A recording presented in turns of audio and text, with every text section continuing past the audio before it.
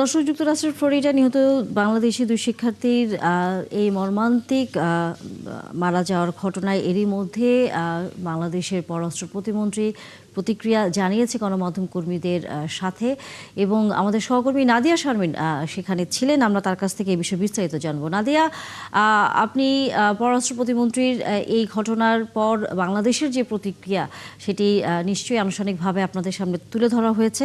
আপনার কাছ থেকে জানতে চাই পররাষ্ট্র প্রতিমন্ত্রী কি বলেছেন।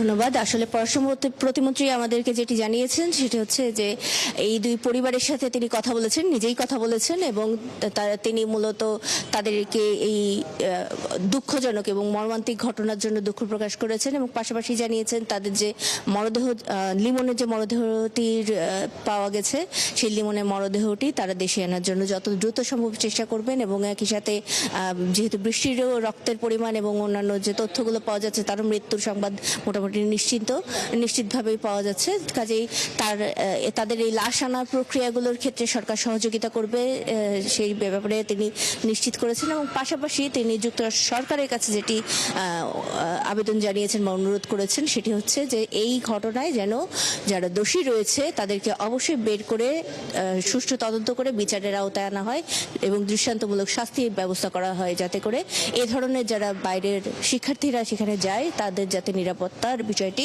আরেকটু নিশ্চিত করা যায়। এবং এই বিষয়গুলো নিয়ে তিনি কিন্তু এই মর্মান্তিক ঘটনার জন্য তিনি দুঃখ প্রকাশ করেছেন বাংলাদেশ সরকারের পক্ষ থেকে, এবং এই বিষয়টি তারা নজরদারিতে রাখছেন বলেও তিনি জানিয়েছেন।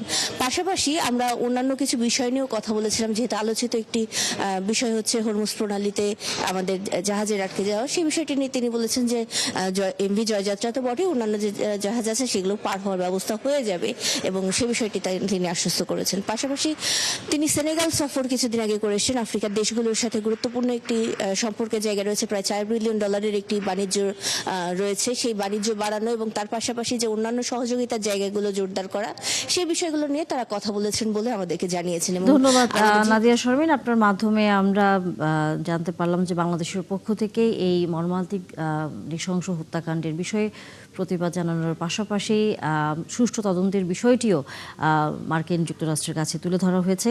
আমরা ফিরব পরবর্তীতে আবারও নিশ্চয়ই আপনার কাছে নতুন কোনো তথ্য এসে পৌঁছালে। দর্শক, সহকর্মী নাদিয়া শারমিন ছিলেন পররাষ্ট্র মন্ত্রণালয় থেকে।